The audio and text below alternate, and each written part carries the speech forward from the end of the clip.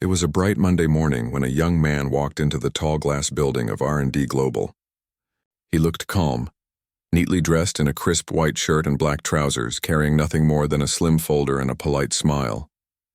It was his first day, and like most new employees, he felt both nervous and excited.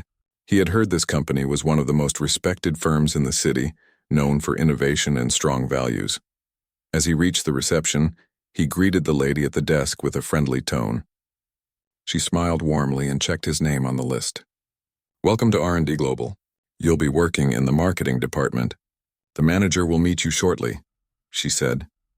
He thanked her softly and waited in the lobby. People walked by in polished shoes and expensive suits, some talking quickly into phones, others typing on tablets. The office looked modern and busy. It was clear everyone here took their work seriously. A few minutes later, a tall woman in her late 30s walked in, heels clicking against the shiny floor. Her expression was sharp, confident, and slightly impatient. "You must be the new guy," she said without much enthusiasm. "Follow me." He quickly stood and followed her through the hallway lined with glass doors and company posters. "My name is Karen. I'm the department manager. We like things done efficiently here. I hope you can keep up," she said, her tone cold but professional. "I'll do my best," he replied with a small smile. She gave him a quick tour of the office. People sat in cubicles typing away. Some looked up curiously as they passed. Karen didn't bother introducing him properly. She just pointed out where the files were kept, where to get coffee, and which desks were off limits. Finally, she led him to a small desk in the corner. "You can sit here. For now, I need you to organize these files and send out some emails. Don't touch anything on my desk." She dropped a pile of papers in front of him and walked away without another word. He nodded quietly, rolled up his sleeves, and started working. The morning went by slowly. Karen's voice could be heard across the room, ordering people around, correcting them harshly, and occasionally making sarcastic jokes. The staff seemed to fear her. No one talked back even when she was clearly rude. During lunch break, the new employee walked to the cafeteria. A few people were sitting together chatting quietly. When he entered, the conversation stopped for a moment. Someone whispered, "That's the new guy Karen was talking about." He didn't mind. He got a simple sandwich, sat alone, and looked out the window at the city below. While he ate, a kind woman from another department came over. "Hi, I'm Linda. You're new, right?" she asked. He nodded. "Yes, just started today. How's your first day going?" He smiled politely. "Still learning." "Everyone seems busy." Linda looked around and lowered her voice. "Just don't take it personally if Karen gives you a hard time. She's like that with everyone. You'll get used to it." He nodded again but said nothing more. After lunch, he went back to his desk and finished his tasks. Later in the afternoon, Karen called him to her office. She was on the phone, her tone sharp and impatient. She motioned for him to wait. When she hung up, she looked him up and down. "You sent the report to the wrong email group," she said. He checked the file. "I sent it to the list you gave me," she frowned. "Then you didn't double-check. In this company, mistakes like that make you look careless. Don't let it happen again." "I understand," he said softly. Karen sighed loudly and waved her hand. "Go fix it. And get me a coffee, black, no sugar." He left without arguing. When he came back with her coffee, she didn't even thank him. She took a sip, grimaced, and said, "Next time, make sure it's hot." The rest of the day went on like that. Small comments, impatient sighs, cold looks. But he never complained. He just kept doing his work quietly, checking details carefully, double-checking instructions. By the end of the day, Karen was talking with a few team leaders near the door. "I don't understand why they keep sending us interns who look like they've never worked in a real office," she said loudly enough for him to hear. Some people looked uncomfortable.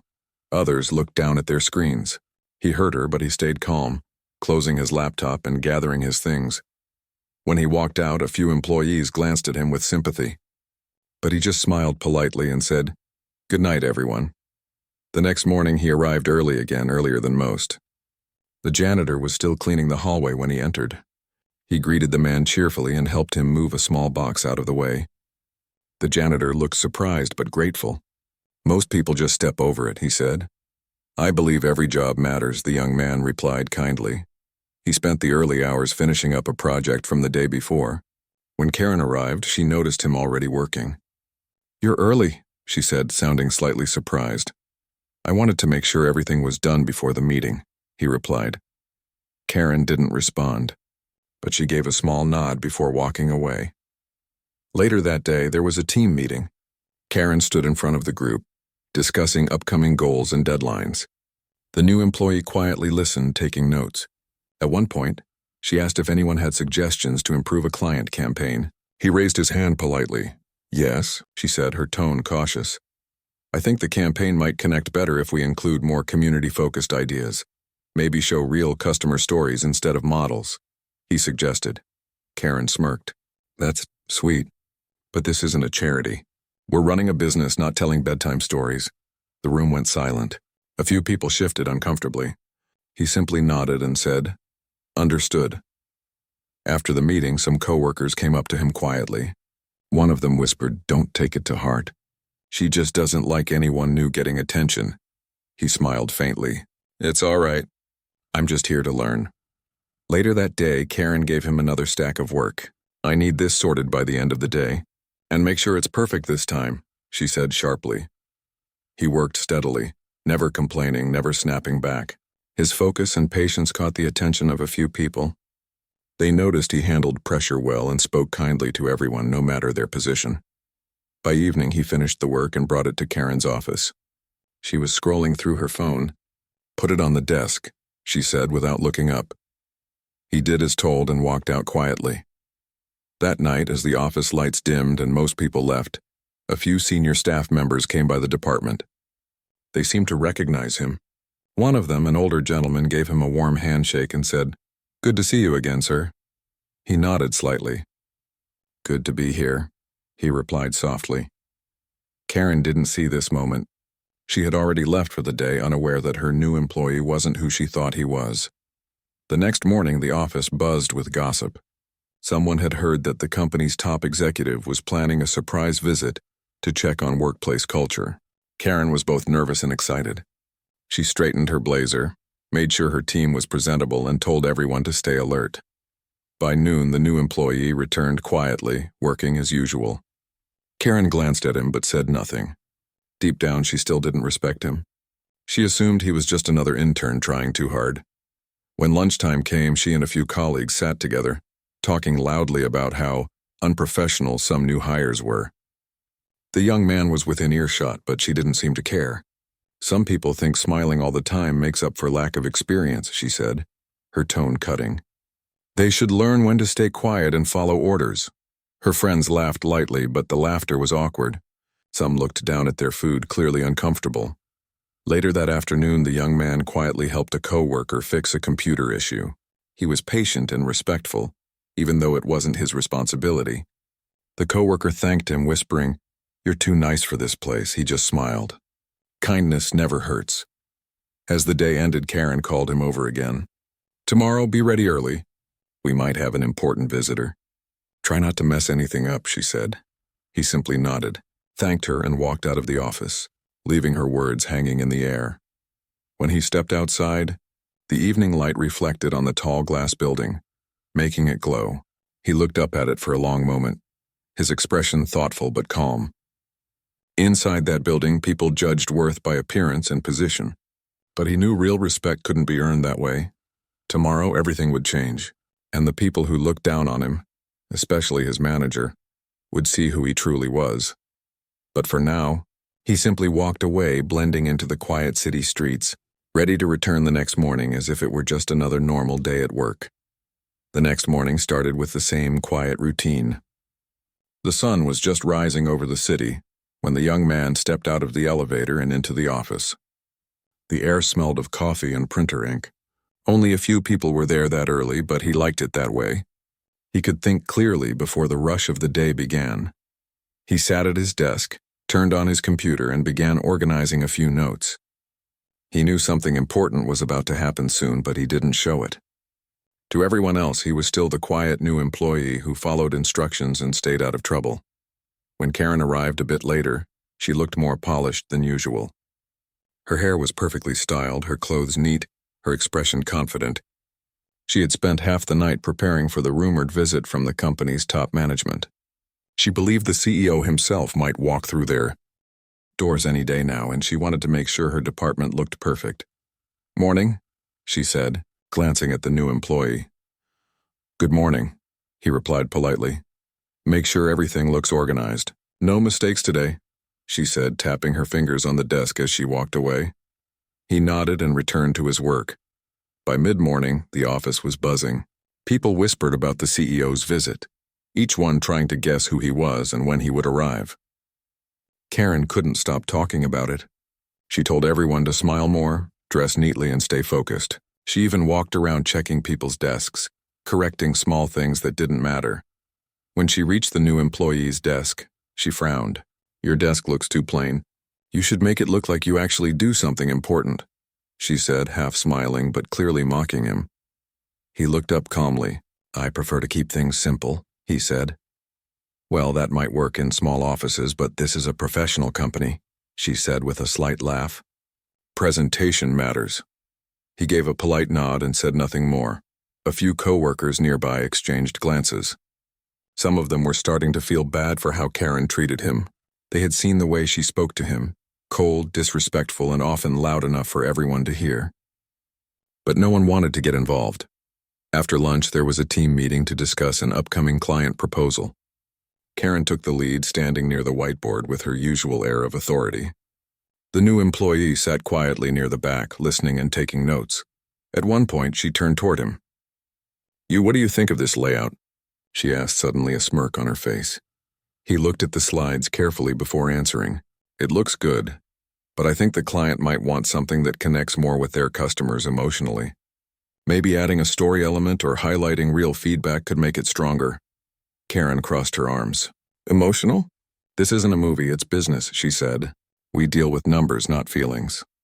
A few people chuckled nervously, unsure if she was joking or serious. The young man nodded and said quietly, "I understand." Karen smiled like she had just won a small argument. "Good. Let's stick to what works, shall we?" The meeting went on, but the room didn't feel comfortable anymore. When it ended, a few team members quietly approached the new employee. One of them whispered, "Don't take it personally. She's been like this for years. Nobody crosses her." He smiled gently. "I'm not upset. People reveal who they are through how they treat others." The coworker gave a small nod, impressed by his calmness. Later that afternoon, Karen called him to her office again. "I need you to stay late today.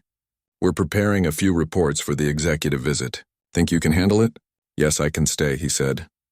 "Good," she said, already turning away. "I like people who don't complain." He worked late into the evening. Most of the office had gone home when he finally finished the reports and left them neatly on Karen's desk. As he walked toward the elevator, he passed two janitors cleaning the floor. He stopped to thank them for their hard work, something very few employees ever did. They smiled, surprised and grateful. The next day, the tension in the office was thicker than ever.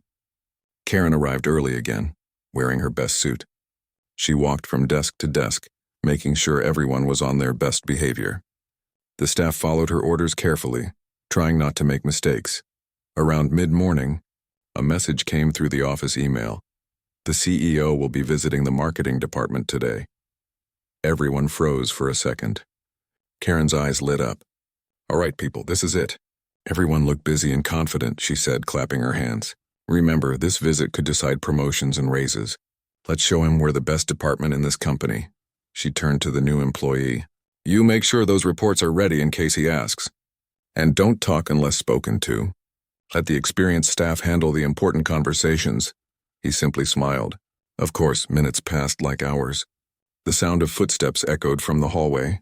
The door opened and a few senior executives entered the room. Karen quickly straightened up, smiling brightly. "Welcome.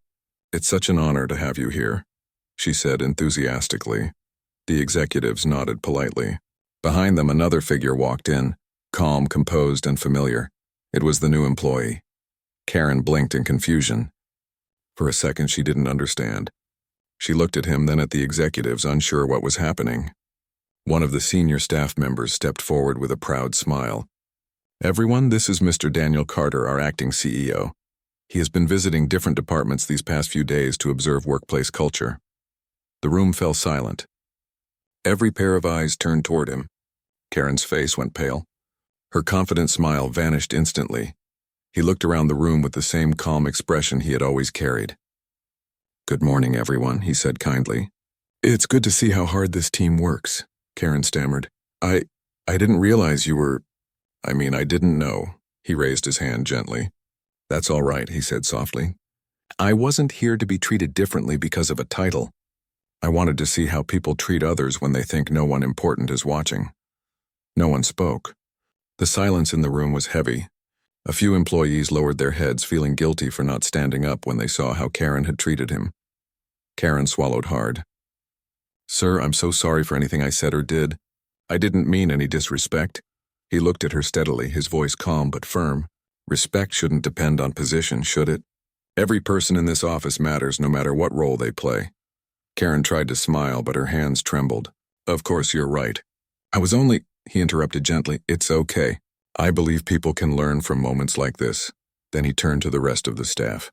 "Over the past few days, I've seen many good people working hard. I've also seen how small acts of kindness, or the lack of them, can shape the atmosphere of a workplace. We can build better companies only when we start treating each other with fairness and respect." Everyone listened quietly. Some nodded, others just stared at him in awe. The humble new employee they had ignored or pitied was actually their CEO. After speaking for a few minutes more, he thanked everyone and left the room with the other executives. Karen remained standing, frozen in place. Her mind raced through every cruel word she had said, every time she had rolled her eyes, every moment she had made him feel small. The rest of the team sat silently for a long time after he left. No one dared to say a word. Finally, one person whispered, "I can't believe that just happened." Karen sank into her chair, her confidence completely gone. For the first time, she looked truly lost. She thought about how she had treated not just him, but others too. The janitor she ignored, the junior staff she scolded, the assistant she never thanked. It all replayed in her mind like scenes from a film she couldn't stop watching. Over the next few days, the story spread quietly across the company. People talked about how the CEO had disguised himself as a new hire to see how managers treated employees. Some felt embarrassed for how they had stayed silent. Others felt inspired by his humility. Karen avoided most people, working quietly at her desk. She was no longer the loudest voice in the room. Her arrogance had faded into silence. One afternoon, the CEO called her to his office. She walked in nervously, expecting to be fired. But instead he looked at her calmly and said, "I'm not here to punish you. I want to give you a chance to do better." Tears filled her eyes. "I don't deserve that," she said softly. "Maybe not," he said gently, "but everyone deserves a chance to change. What matters is what you do from now on." She nodded, overwhelmed with shame but also gratitude. When she left his office, she felt something she hadn't felt in years: humility. The days that followed were different. The atmosphere in the office began to shift. Karen greeted people kindly, said thank you to the janitor, asked for input from her team instead of barking orders. Some were skeptical at first, but gradually, they saw she meant it. The young man who had once been treated like he didn't belong had changed the entire department without raising his voice or demanding respect. He had simply shown people what true leadership looked like. And though Karen would never forget the humiliation of that day, she carried its lesson with her for the rest of her career. Respect isn't something you give to a title, it's something you give to a person. The next few days after the big reveal felt completely different in the office. The same building, the same desks, the same people, but the air was lighter, quieter, more thoughtful. People spoke to each other with a new kind of care, as if they were realizing for the first time how their words could shape someone's day. The man everyone once thought was just a new hire was now officially known as the CEO. Still, he didn't change his ways. He didn't start acting superior or distant. He walked through the same hallways with that same calm, polite smile. He greeted the janitors, chatted kindly with the receptionist, and treated everyone with the same respect he always had. It made people look at him differently, not because he was the boss, but because he was genuine. Karen, the manager who had once ruled the department with fear and pride, came to work every day feeling uneasy. She couldn't forget the look on his face when she realized who he was. It wasn't anger, just quiet disappointment. That look stayed in her mind more than any punishment ever could. She tried to change her attitude, but it wasn't easy. Old habits don't disappear overnight. The first morning after the reveal, she stood in front of the mirror, fixing her hair, telling herself she'd do better. When she arrived at the office, she greeted people softly, forcing a smile that felt awkward at first. "Good morning," she said to her team. A few coworkers exchanged surprised glances but replied, "Good morning too." It felt strange, but it was a start. During a short meeting that day, she asked for feedback instead of just giving orders. The team looked unsure, like they didn't know how to respond. "Please," she said, her tone gentler than before. "If there's a better way to handle things, I want to hear it." One of the junior employees spoke up hesitantly. "Maybe we could divide tasks more evenly? Sometimes some of us get overloaded." Karen paused, realizing that was true. Before, she would have snapped back or made excuses. But now she nodded. "You're right. I'll fix that." The whole room went quiet. For the first time, they saw her listen, really listen. Meanwhile, the CEO observed everything quietly from his office.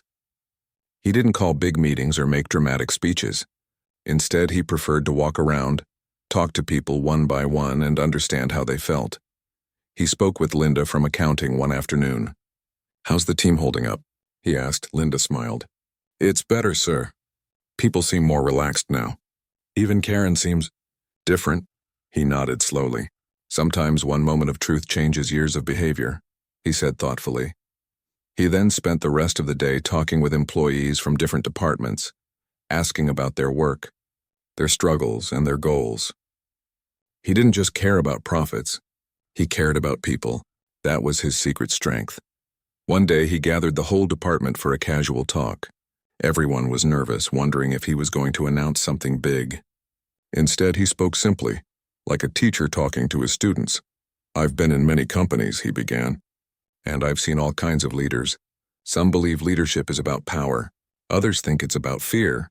But I've learned that real leadership starts with humility. You can't lead people if you look down on them. You can't build trust if you treat others like they're beneath you." The room was silent. Every eye was on him. He continued. "When I first came here pretending to be a new hire, I didn't do it to embarrass anyone. I did it to understand this company from the inside, to see how people treat each other when they don't know who's watching. What I saw taught me a lot." He looked around the room, his voice calm but deep. "I saw hardworking people who wanted to do their best, even when they weren't appreciated. I saw kindness in small moments, someone offering help, someone saying thank you. And I also saw arrogance, impatience, and disrespect. But I believe we can change that. I believe we already are." People nodded quietly. Even Karen looked down, her eyes heavy with guilt. He smiled gently. "No one is perfect. What matters is that we learn, that we grow. Respect is not a rule, it's a choice we make every day." After the meeting, everyone returned to their desks, silent but thoughtful. Something inside them shifted that day. The company started feeling more human again. People smiled more. They talked openly. They supported each other. Karen, meanwhile, worked harder than ever to earn back her team's trust. She stopped yelling, stopped showing off, and started asking how people were doing. The first few times, they didn't believe her change was real. But slowly, they saw it was. She apologized to people she had hurt before. One afternoon, she called the janitor over.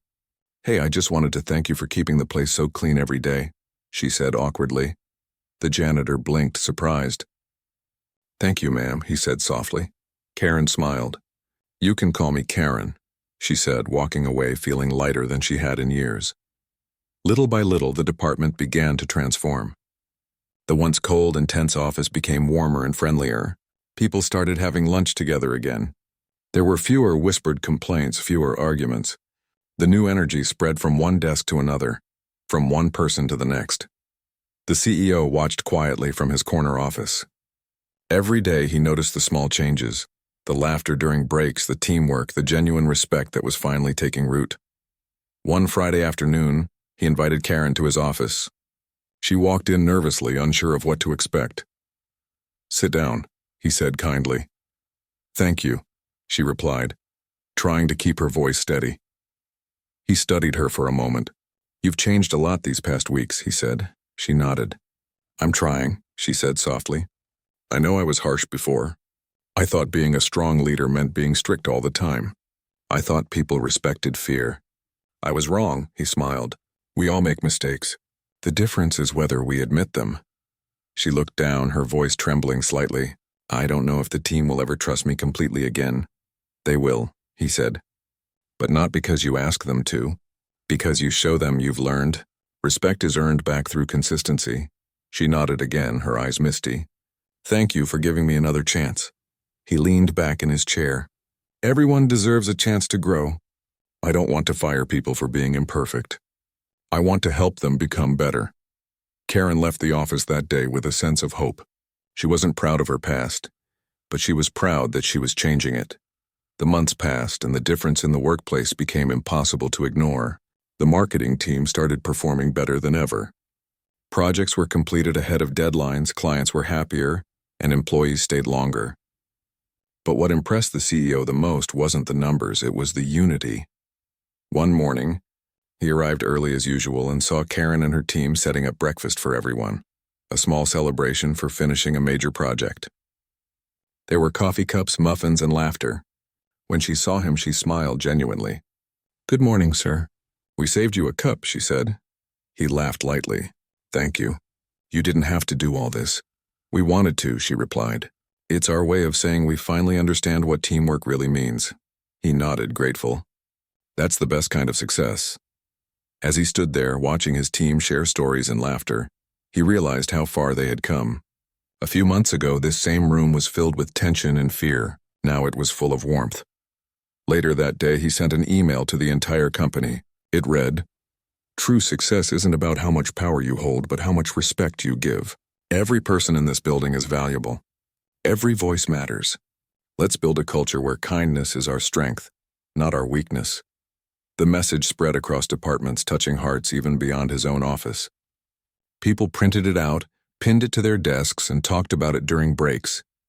Karen read it 3 times. She smiled to herself and whispered, "He's right." That evening, as the office lights dimmed and people started heading home, Karen walked past the CEO's office.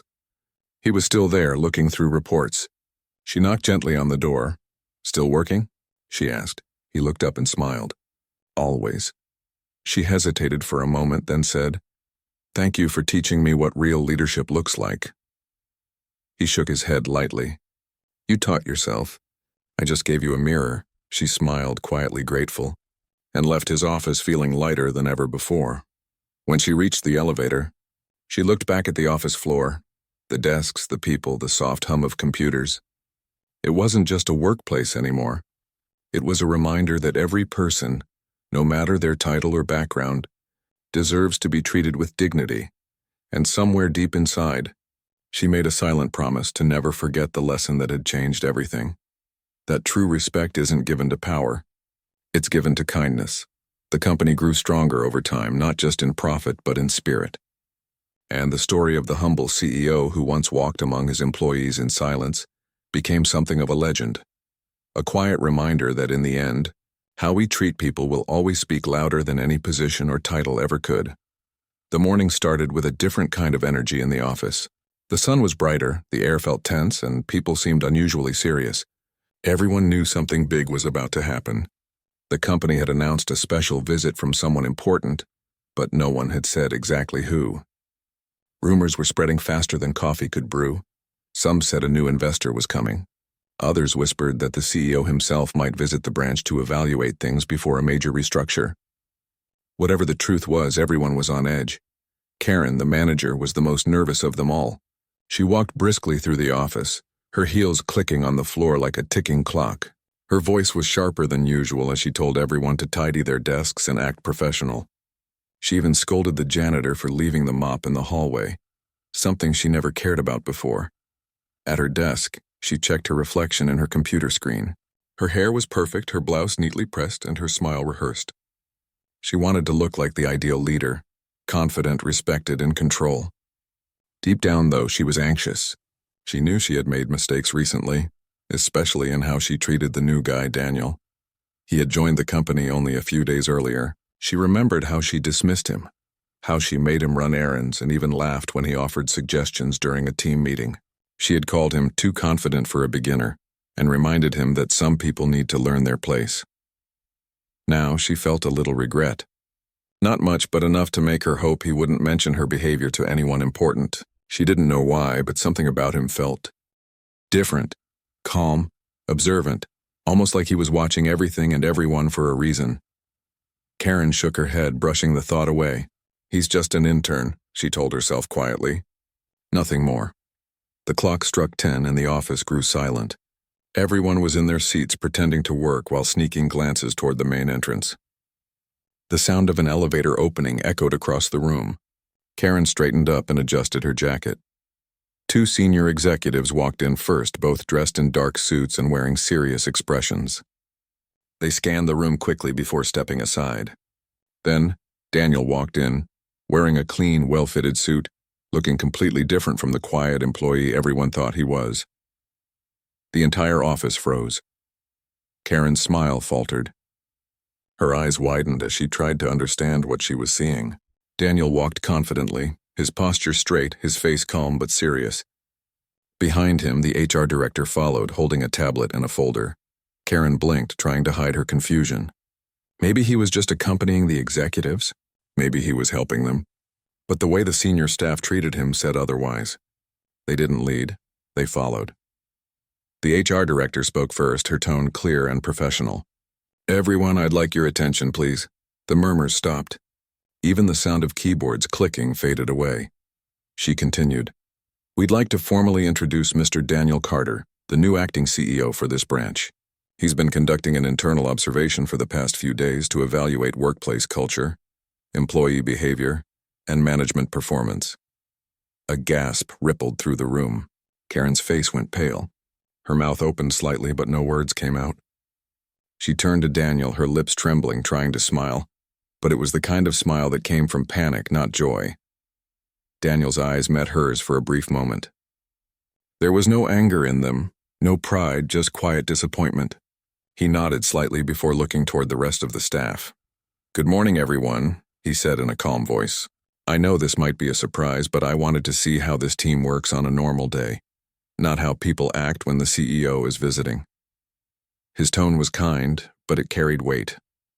He walked slowly around the office, looking at the employees, the workstations, the small details that told him how people spent their days. Some employees lowered their eyes, remembering how Karen had spoken to him earlier that week. Others looked relieved, maybe even hopeful. Karen tried to stand tall, but her hands were shaking slightly. Her voice finally returned, and she forced a nervous laugh. "Mr. Carter, I must say I'm surprised. I had no idea you were the CEO. I hope I didn't treat you too casually." The HR director's eyes flicked toward her, unimpressed. Daniel stopped walking and turned to face Karen fully. "It's fine," he said quietly. "You treated me the way you thought I deserved to be treated." The words hit harder than any raised voice could. The room went silent again. Karen swallowed hard, her smile fading completely. Daniel continued, his voice steady but soft. "When I came here, I wasn't looking for perfection. I wanted to see honesty, how people behave when no one's watching. I wanted to understand the true culture of this office." He looked around, meeting the eyes of the employees one by one. "I saw people who work hard, who care about doing a good job. But I also saw fear.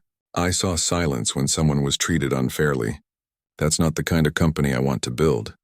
Some employees nodded slightly, their eyes filled with quiet agreement. Karen tried to speak again, but her voice came out weak. "Sir, if I did or said anything inappropriate, I assure you it wasn't personal. I was just—" Daniel raised his hand gently to stop her. "You don't need to explain. I've seen enough."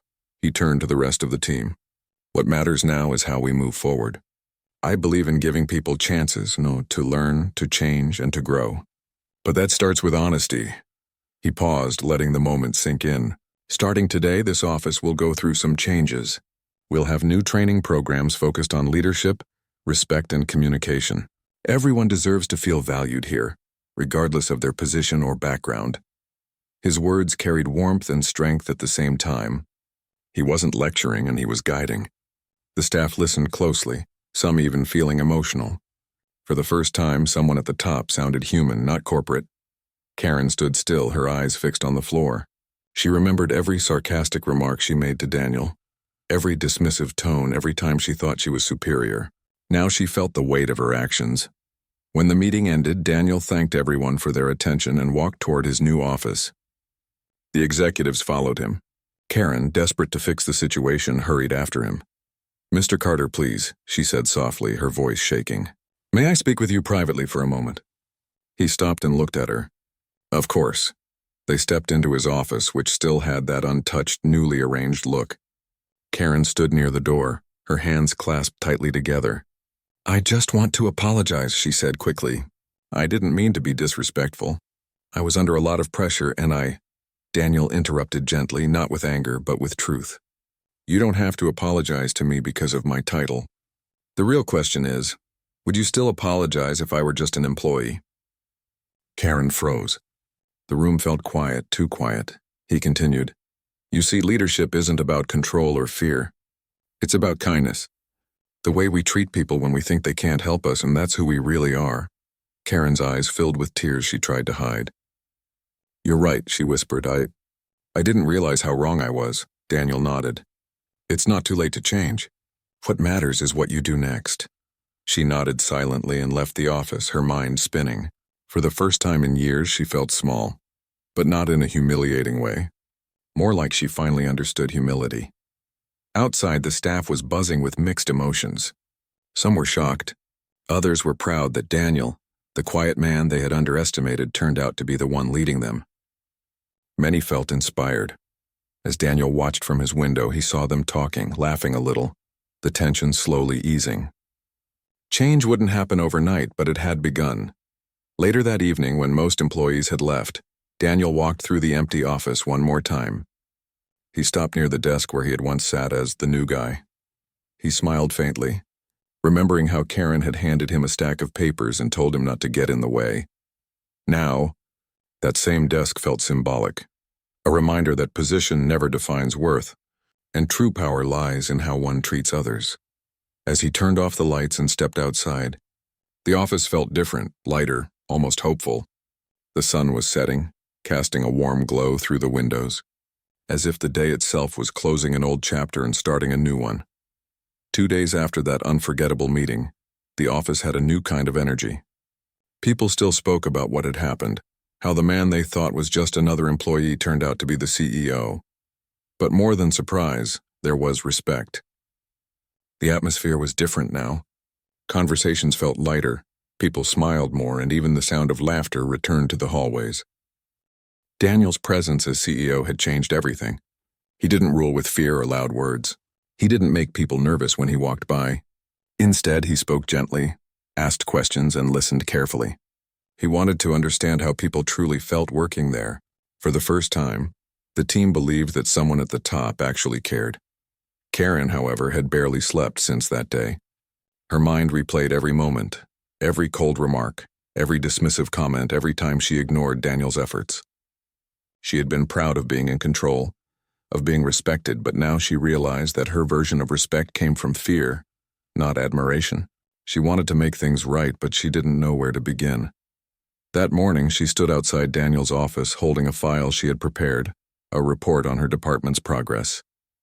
Her hands trembled slightly as she knocked. "Come in," Daniel's calm voice said.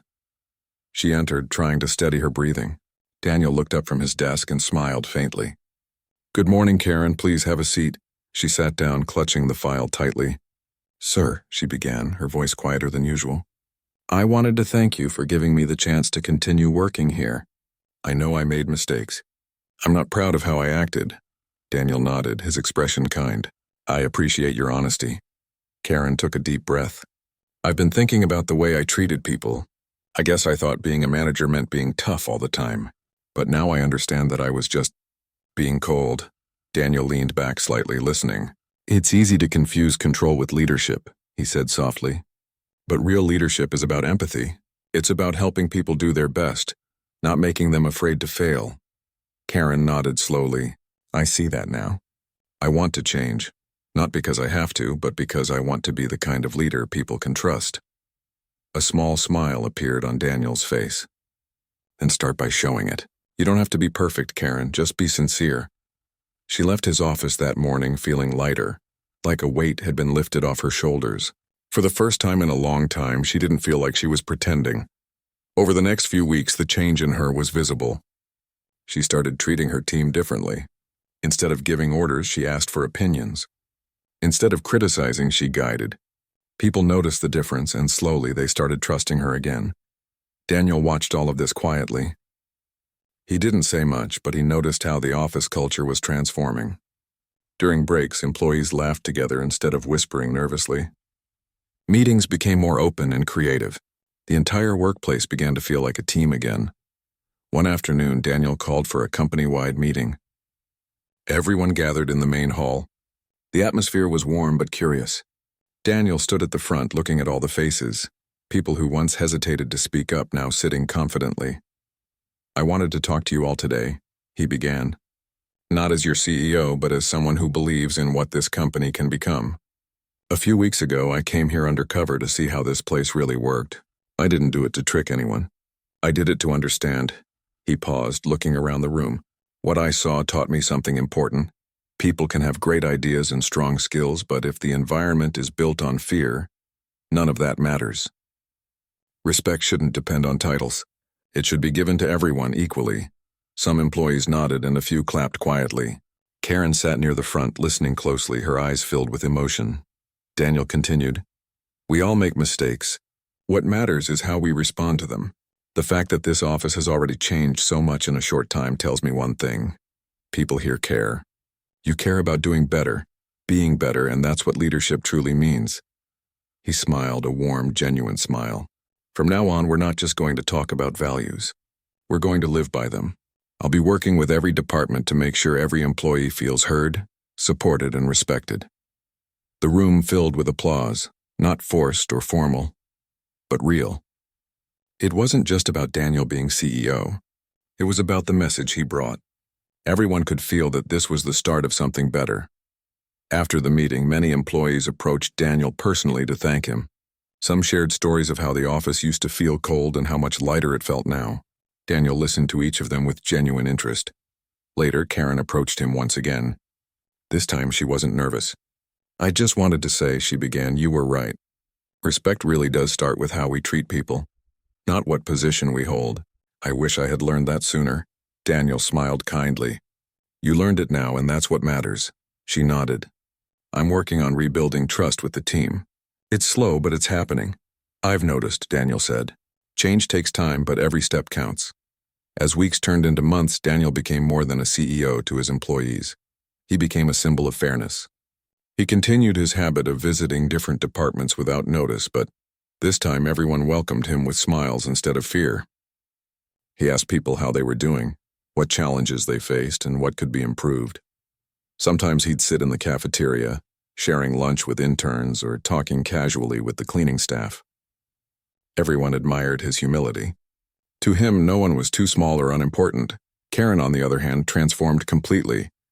Her team started performing better than ever. She no longer raised her voice or used harsh words. When people asked for her opinion, she listened before answering. Her department became known for teamwork and creativity. One day, Daniel passed by her office and saw her helping a new employee set up their workstation. He smiled quietly and moved on. He didn't need to say anything. Her actions spoke for themselves. Months later, the company held a celebration for achieving one of its biggest milestones. The branch had outperformed expectations, and the staff was proud. During the event, Daniel took the stage to thank everyone. He looked at the crowd and said, "When I first came here, I saw potential buried under fear. Now I see unity, respect, and kindness. That's what real success looks like." People clapped and cheered. The moment was full of pride and joy. As the event ended, Daniel stood quietly near the exit, watching everyone laugh and celebrate. Karen approached him once more, this time not as a guilty manager but as a grateful colleague. "I'll never forget what happened," she said softly. "It changed how I see people and myself." Daniel looked at her, his voice gentle. "That's the power of humility. It changes everything when you let it." She nodded, smiling genuinely for the first time in a long while. "Thank you," she said. Daniel smiled back. "No need to thank me. Just keep passing it on." As the night went on, the office lights glowed warmly against the dark sky, music played, laughter echoed, and everyone felt like they belonged. It was more than just a workplace now. It was a family built on mutual respect and understanding. And as Daniel looked around, he thought about how much could change in just a few days. How a simple act of kindness, or in this case, a lesson in humility, could completely transform hearts. He walked toward the window, watching the city lights shimmer. In that quiet moment, he realized something. True leadership wasn't about being in charge. It was about lifting others up, even when they didn't realize they needed it. The story of the new employee who turned out to be the CEO spread far beyond the office walls. People who heard it found themselves thinking about their own behavior, their own way of treating others, and somewhere deep down, everyone who worked with Daniel knew they'd never look at another coworker the same way again. Because they had seen firsthand that titles fade, appearances deceive. But kindness, well, kindness always reveals the truth. The office that once ran on fear now ran on respect. The woman who once ruled with pride now led with empathy. And the man who taught them all the lesson remained humble, quietly shaping a culture where everyone mattered. It wasn't just a story about a CEO and a manager. It was a story about change, growth, and the power of treating people right, no matter who they are. And that, in the end, became the legacy of Daniel Carter.